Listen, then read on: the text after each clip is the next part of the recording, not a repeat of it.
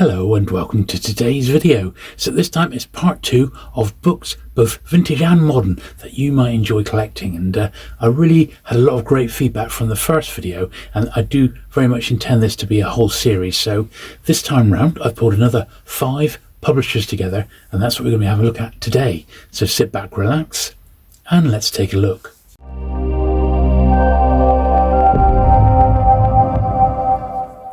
Okay then, so the 2 main publishers I collect are Penguin and Pan, and we did Penguin Books last time, so I thought this time round we'd have a look at a selection of vintage Pan books. So Pan started in 1945, and obviously they're still around today as Pan Macmillan, and the difference between these and say the Penguins is just the fantastic jackets on them. So this is a real classic from Agatha Christie, and they did have a whole host of really great cover artists and also some great authors as well. And I pulled out a little selection. This was literally from just one shelf, but they do sort of typify everything that Pan sort of stands for, really. Great covers, great authors, some movie tie-ins, just superb stuff. Really is great, and I very much enjoy my my Pan books. Is one of my favourite cover artists, which is Pef. It's some brilliant jackets. Of course, they did all the James Bond books originally, did Pan. So some people just collect those. Some people just collect the movie tie-ins, of which there's one there for Saturday night, Sunday morning, the Albert Finney film from the 60s. Some people collect them by the cover artists. Lots of people collect the Pan Agatha Christie's, and that's it. That's all they collect. There's lots of military titles as well.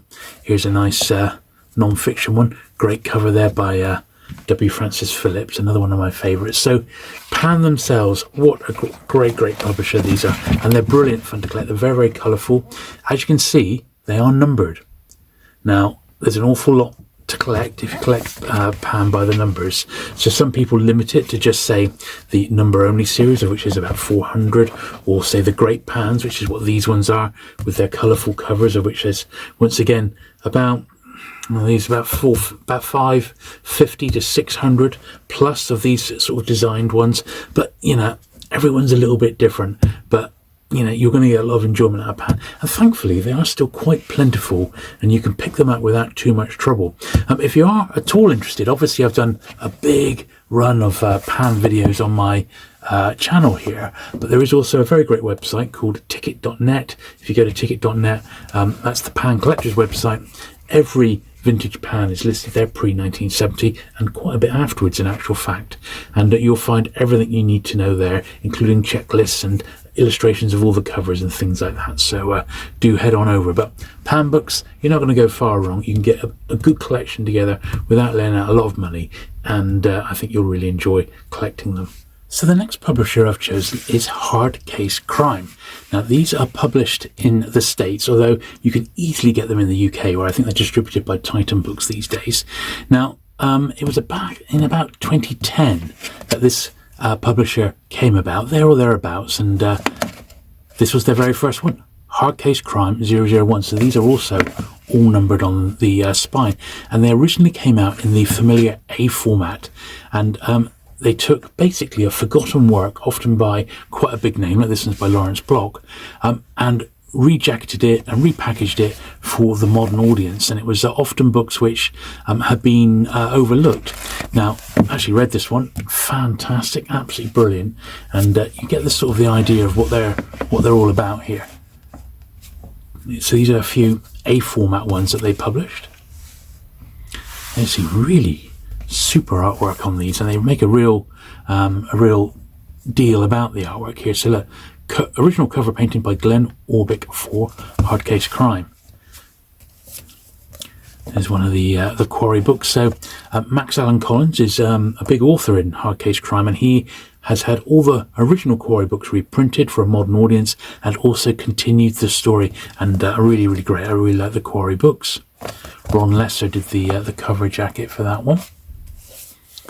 Here's another Lawrence Block, Lucky at Cards. Chuck Powell. Now, they did about 50 or so in A format, and then they moved into the more familiar well, it is B format, slightly bigger than B format. And they've also done some in hardback as well. Now, Stephen King's actually had 3 books published by Hardcase Crime as originals. And he's a massive name, as you know, but they really went to town with them, and they come in various editions. There's even limited editions and signed ones, but they can obviously prove to be quite expensive if you go down that route. But most of them are quite easy to get hold of. Here is an Ed McBain, a beautiful, beautiful jacket by Robert McGuinness there. However, the actual book itself isn't one of McBain's best. It's not an 87th Precinct or anything like that. It's just one of his earlier sort of crime ones, and it's not that great, sadly. Here's another great one by Max Allan Collins, Seduction of the Innocent, based in and around the 50s obscenity trials with the Comics Code Authority. So good stuff there. A revived Robert Silverberg here, Blood on the Mink. Another terrific jacket on that one. Michael Koch did that one. And here's actually yet another one. This was the original Quarry book by Max Allan Collins. And once again, all the re-releases had covers by Robert McGuinness, who's one of my favourite American cover artists. He always draws his women with impossibly long legs. So there you are. So that is Hardcase Crime. And I think they're really, really great. It's a great publisher to get. There's perhaps about 120, maybe not quite that many.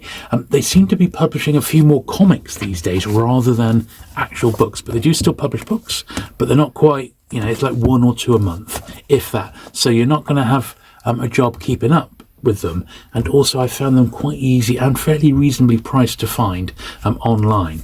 The best way to build your library is just type in Hardcase Crime Lot or Hardcase Crime Collection, and you'll find someone who's got a nice batch just to get you started. Now, there was one other item that I wanted to show you, which I got quite early on, so I'm going to need to just rearrange the camera for that. Now, to see the entire list of Hardcase Crime, they do maintain an excellent website, so I do encourage you having a look at that, and I'll put a link to it below. They're also fairly active on social media. There's like a Facebook page, and you can follow them on Instagram and Twitter. Although they don't publish new content that much, it is still worth following them. But back in the day, this was not long after Hardcase Crime had been around, like maybe a couple of years, they did produce this really, really nice catalogue. And I remember getting this at the time from Titan Books, because they're, as I said, they're the UK distributors of these. And it's a really nice sort of showcase for the actual label, a publisher. And I think you'll probably like to get your hands on one of these. They're quite scarce now. And I did see one still on eBay for about £25, but they do list all the backlist in chronological order. So, you may want to make the effort and keep your eyes peeled for this one. I certainly love it. It's a really good little supplement to the list, and I've probably got about half of all that they publish, maybe slightly more than half as it stands right now, and I'd certainly like to get some more. The trick is trying to find them at a decent price. And as I said, if you want to be a completist, there are a few that were published in hardback and then they came in paperback, and like some of the Stephen Kings, there are a few limited edition slipcase versions, signed versions and things like that. So, but this catalogue, it's not something you come across every day. It was only sent to retailers and book buyers, which I was at the time. I was book buying, and they were making a big deal about the new Lawrence block. As you can see, it's a really, really nice promo item, that. So if you can, I would get hold of that. But for a list, just go to their website. It'll be absolutely fine. So the next publisher is a vintage one, Panther Books. Now, I've always loved the Panther Books, and they started off just doing pretty much pure science fiction, the first 100 or so. Then the numbering jumps up to 500 or 501, and it carries on. So once again, these are all numbered. This is number 635, and I really, really like these early Panther Books. They use a lot of the same cover artists that Pan did. They're not quite as well made as the Pan books, but still very, very nice. This is one from 1957, and I just love it for that fantastic cover there. Alcatraz, the book on Alcatraz, written by the first warden of Alcatraz. Here's another one here, another one. This one I've had in my paperback collection for a long, long time. I just love it. It's 1950s. It's by Peff, my favourite artist, and it's just absolutely terrific. It really sort of sums up the sort of time that these were published. Here's another thing that they did, a little subgenre. So they did quite a bit of war-related non-fiction books, and here's another series that I very much like collecting, and that's prisoner of war escape books and escape stories, a bit like Colditz. Now I am planning a dedicated video on my PO2 and escape story collection, because I've got quite a bit across all publishers, and all publishers of the 50s and 60s and even earlier actually did POW books, because they were, you know, quite big sellers, and they were all looking for the their own sort of version of Colditz. But I recommend looking into something like that, because they're great. Here's a rare movie tie-in to the Hammer film, Revenge of Frankenstein, by Jimmy Saxton, the guy who wrote the original screenplay. Quite scarce, this one, quite collectible one. It's about £15 to £20 for that one. Quite a key book. Here's another great movie tie-in here, Spartacus, the Panther edition of that, with the cast on the back there. Look at that, Kirk Douglas, Laurence Olivier. I mean, all fantastic, really. Good stuff. Another gorgeous cover there, so like a military one again, The Day After Tomorrow. Really beautiful, aren't they? They did quite a bit of science fiction. As I said, that was their roots. Here's a nice copy of the first Foundation book by Asimov. And they did a fair batch of crime as well. So here's a Sax Rohmer, Emperor Fu Manchu, which is another great jacket. Very nice indeed. And as I said, the spines, similar to the Pan books, they are quite colourful, and as you can see, they are all numbered. Now, the numbered only series, as I said, it starts from 500, goes up, well, right up to about 3,000. But obviously, when you hit sort of the tail end 60s, they, you know, ISBNs start to creep in, and they're not as distinctive as these early ones here. But as a publisher, Panther are really great. Now, I don't have in my possession a full list of everything that Panther published in vintage form. I'm sure that you could probably piece most of it together online, but I just I don't go out of my way to find them. But when I come across them, I really smile if it's ones that I haven't got already in my collection. I do absolutely love Panther as a publisher. I think you might too. So the next publisher is actually aimed at children, and it's Puffin Storybooks. So these were part of the Penguin Group, and as you know, I do love my Penguin books, but these are ones that were published under their Puffin imprint. So a real classic one here to begin with, which is the Puffin version of The Hobbit. And this is the only one that they published of Tolkien's. They didn't do The Lord of the Rings, and we've since learned that it's because in the Puffin edition some of the spellings had changed, like dwarfs and dwarves and elves and elves. It was done at the publisher level, but when Tolkien found out, he got quite mad and decided that Penguin couldn't really have the rights to The Lord of the Rings, and that was that really. But that particular edition is very nice. Here's another absolutely great book, Charlotte's Web. I remember reading this as a kid. These are all the original Puffin editions, of course. These are the first prints, and this one's illustrated, as so many of the Puffins were. Quite a tricky one to find in a first edition, I think, this one, but I was certainly glad to find it. When was this? 1963 that first came out. Still in print today, of course. They had a fair few books written by Roger Lancelin Green, and he did, this one here is the Greek heroes, but he did, you know, Knights of the Round Table and things like that. Great books. How to Be Top, absolute classic. Illustrations by Ronald Searle, another one of my favourite illustrators, really great style. Absolutely classic book. It was in hardback first of all, of course. 13 Clunks, Thurber. Let's see a lovely wraparound jacket on that one. There we are. Another Ronald Searle illustrated one. These really are great. This was a beautiful Puffin book, Little Prince. First time this was in Puffin. This is also quite a scarce one to get because it went on to become such a classic book, but it's absolutely gorgeous and quite tough to find, this one. This is easily £15 to £20 if it was in nice condition. 1962. My copy's quite worn there, but I don't mind because, as is often the case with children's books, finding them in absolutely mint condition isn't always that easy, because these were designed for children to be read. They did the whole run of the C.S. Lewis books, and they got beautiful painted jackets, as you can see. Very nice indeed, these. and you can find the whole run. They're still in print today, but finding them in the original Puffin storybook edition is not that difficult to do. They had, I believe, really nice large print runs, and yeah, Pauline Baines did the illustrations. She was the one who did the cover to the Lord of the Rings, and aren't they lovely? And here's another real classic series, the Fell Farm series. This is Fell Farm Campers, Marjorie Lloyd. Puffin never printed the Enid Blyton books or Famous Five or Secret Seven, so this is one of the ones that got fairly close to that style of book, and there are others that they published in and around this time. So the actual original Puffin storybook started back in 1941 with Wurzel Gummidge, and of course they're still going today. So those early-ish editions published during the war are fairly tricky to get hold of, but not impossible. They're all out there. The most expensive one is what we saw there, which was the copy of The Hobbit, which really nice ones can go as much as £100 for that one. Although one in that sort of condition, I would estimate probably about half that. They do turn up. I've had 3 through my hands, so they definitely are out there. It's just a matter of keeping an eye out for that particular one. But Puffin Books, absolutely fantastic. Now there is a book that you can get, which is this one here, Puffin by Design. Now this is the full range of Puffin books, so it's not just the story books, it's the picture books as well, and it does go right up to up to 2010.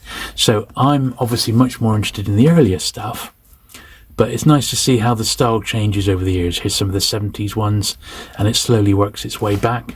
And I think if you're at all interested in Puffin, this is definitely the book to get, by Phil Baines, and gives a history of the imprint as well.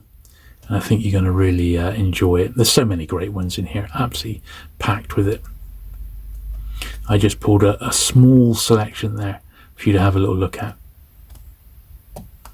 Here's some of the Puffin picture books, which I've got about 40 of, so maybe we'll do a video of those at some point. But there we are, Puffin by Design. And of course, don't forget, Puffin, alongside their penguin cousins, are covered by the Penguin Collectors Society, if you've not already joined them. Okay, so the final publisher we're looking at today is Badger Books.